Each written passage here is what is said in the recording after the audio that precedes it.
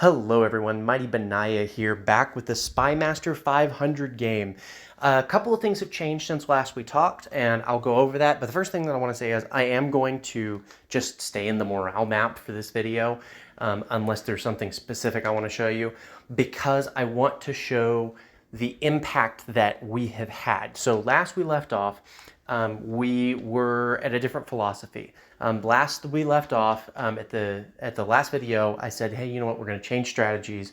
So before we were hiring ourselves out and just trying to do the spy thing. We weren't attacking anybody, only capitals. I lifted that ban and we have moved since then, and I want to show you what we did. So instead of hiring ourselves out, we've gone in around. We've helped individuals in our network. So we've picked a target, and for each, please excuse me, I'm on a mass text. For each individual, we've picked out a location that we want to attack, and we have gone all in on wherever that is. So I chose the first couple of targets. I chose one for the benefit of Benjagun and one for the benefit of Mediocre. And then I think I did also one for Karkaros. And then I said, okay, let's start choosing our own, and then we'll go back and around, and I will let them pick their own targets in the future. But in addition to the changes with how we were dealing with spies, we actually had a couple of individuals join us who were in this game. So they saw the post, the video. They joined the Discord, and they are working with us as spy masters now. And I will show those individuals off. So first off, we have Marcus Holcomb. So Virginia. I'm sorry. Not Virginia. Virginia is down here. Vermont and New Hampshire have joined us in the spy ring. And then over here, Nigeria, who is Central Nigeria. Nigeria has joined us. And this player is Sauron, Dark Lord of Middle Earth. Sauron Dark Lord, 53. So Sauron Dark Lord, woo, too far. Sauron Dark Lord has joined us, and New Hampshire has joined us, and I don't remember Vermont, New Hampshire's username, but want to show you a couple of the places that we hit. So we did hit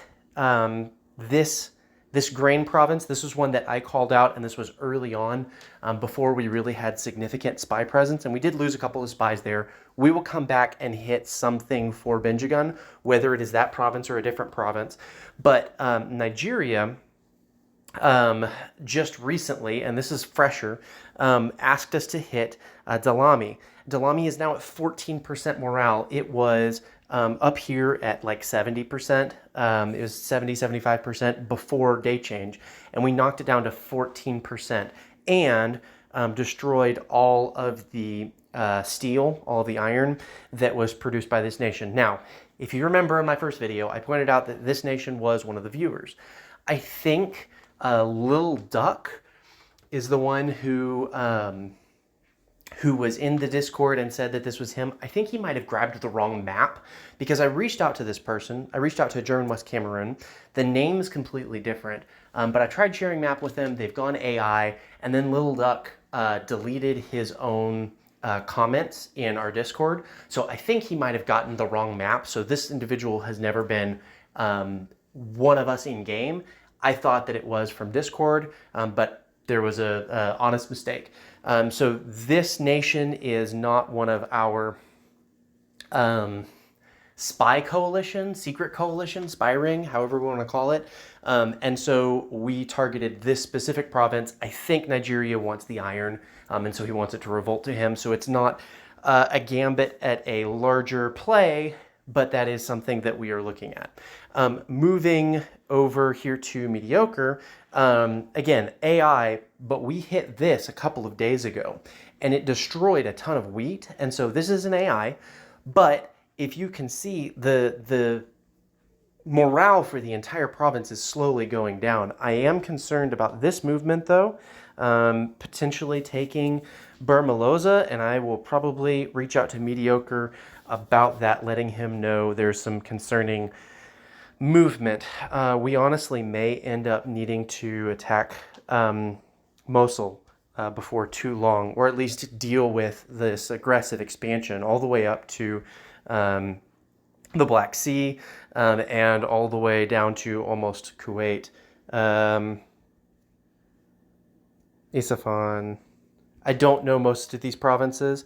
I know general countries in this area, but I don't know the province names. So I can't call them out as easily as I do in other areas of the world or in other games.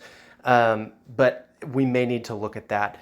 As we move over here to Carcaras, this is not something that you'll be able to see, but we hit this province before it had flipped, and then he also took the capital, and I believe the capital was here, and it just plummeted the morale of this whole region, and he's been able to essentially walk in. He's not unopposed. There were troops there, but he's doing a phenomenal job of slowly taking, and man, he is advancing pretty quickly into Burma. So Carcaras is doing a really good job of taking this whole area. He does need to watch North French Indochina, though, as they are on his border, and it looks like they are moving somewhat towards him. So that's, oh, and they've cut him off. North French Indochina has cut him off. Are they friendly? Are they in an, I'm not sure if they're friendly or not, so that may be something that we need to keep an eye on as well. But worst case scenario, Indochina has cut him off, and he can start moving south into Malay, into this province, this country. There's some more Malay into Java, and then obviously down here onto this island, Borneo, etc. Moving this way. Okay, so Hertz has had a lot transpire. Most of what Hertz is concerned about, you see this increase in troops up here. There is a coalition between T-Bones, Ron Burgundy, and Ken 77.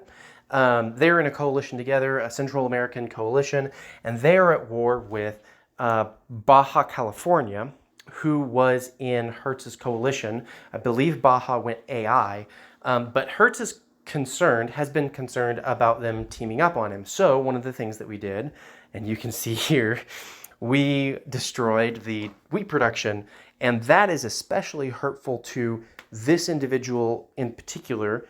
He also doesn't have any oil, so unfortunately we can't target his oil to put his oil at zero, but he has very little food production, and so that is going to harm his troops' viability.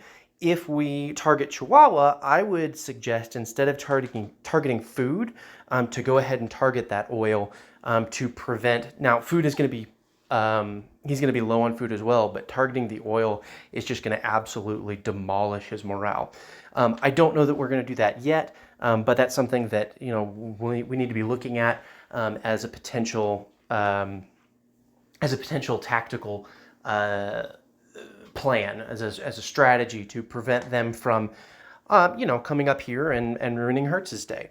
The other nation that is down here is Durango, and Durango, if you look at it, they have a reasonable amount of food, but they don't have a ton.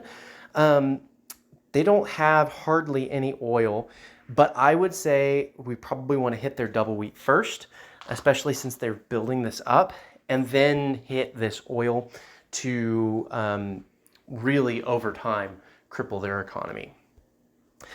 That leaves me, right? Am I the only one left? Oh, Catnip and Virginia. So Catnip did not ask for a eco nuke, did not ask for demolition of economy of anyone near him, but it looks like he has a couple of AI around him, and so he has been able to spread north. And then Marcus Holcomb is a little bit concerned about Virginia. Virginia has been pushing north pretty aggressively, fairly consistently throughout the game. And what's difficult about Virginia is Virginia doesn't have a food shortage. They have a double wheat here, they have a double wheat here, they have fish, they have fish, they have fish. So targeting food is going to be unproductive. Targeting oil, though, could be productive if we need to take action. So obviously they have multiple double production tiles, but this, you can see, this is where all of his building production is going. That's where the railroad's going to be. That's where a factory's going down. He may also have a barracks there. So that is what probably needs to get targeted, is the double oil, in order to cripple the economy, if that is where we choose to go. And obviously, New Hampshire is concerned, but it has not broken out into war yet. So we have a little bit of time to decide how it's going to be addressed. But New Hampshire is in a similar situation that I am in that he is a little bit hemmed in. He's in a less bad situation than I'm in, but he has a coalition to his south, and they've said essentially, join us or don't. But if you don't join us, then you can rot for all we care. So that leads me with where I'm at. So I am in a predicament where I asked Texas, this was not in Texas, this was a AI capital, but Texas was very adamant that they wanted all of modern Texas. Ooh, this is interesting. Was that gifted? Carlsbad. I'm actually going to look at this live because I didn't notice that earlier. Accepted a treaty which puts Carlsbad. Okay, so Texas traded off Carlsbad to this Mexican nation. Interesting. Okay, so Texas traded off Carlsbad. It's likely that they will trade off this this coal as well. They have been, Christina has been very adamant that she wants control of modern Texas, even though she took these two provinces. And very early on, I asked, hey, can I have this one oil? Because oil is the only thing that I'm short on. I don't care if I don't have a bunch of territory, but I want to be self-sustaining. And I was not even told no, I was pretty much ignored. Then I responded to Elvis Presley and said, hey, can I have Fort Smith? For those of you who aren't familiar, I'm actually from this part of the world. Fort Smith is about an hour from me, so I'm up in this northern area right here. But it's also an oil province. So I said, hey, this is where I'm from. It's also an oil province. It'd be nice if I could have it. You haven't taken it yet. Do you mind if I take it? Or do you mind if I buy it from you whenever you take it? And I was completely ignored for several days. And when I was responded to, I was told, tough luck. And basically where I responded yesterday was I said, listen, you two are in a coalition. I don't have any chance at fighting, but I can easily take your capital. I can easily put up a fight. I can take you out, make you irrelevant. I need you to give me something. Give me a way to sustain myself. And I was told, well, you can join our coalition or you can sit and rot. He said it more politely than that, but that's what he said. So I haven't decided what I'm going to do yet. I am building factories here and here. And I have railroads going. I have another railroad going here for a production boost. I am planning on building cruisers. So I might try my hand. It looks like Cuba is suffering against Hispaniola. And Hispaniola is down here. And so I might make myself a presence in the Caribbean. And that might be my way out. He said, I don't know, maybe trade with Alabama. They have this Appalachia, and they're a noob. They're trading for anything. So take advantage of somebody else. So I'm not going to do that. We'll see what I do. I might very well make a rash decision. I haven't decided yet, but I'm not liking the way that this coalition's treating me. And it's coming up on my turn to decide for my benefit, right? We did spy plants in other locations for other individuals' benefits, and it's coming up on my turn, and I don't know what I'm going to do because I'm not sure. I know Elvis Presley is a viewer. I don't want to target a viewer, but at the same time, I'm feeling a little trapped, and I think Elvis will understand the predicament. Given the restrictions that I put on myself early, I didn't feel like it was acceptable for me to take Fort Smith, and now I'm in a bad situation. I'm hoping that Texas will go AI, but Texas has the largest army because Christina spends Goldmark like it's going out of style and has cavalry and armored cars everywhere.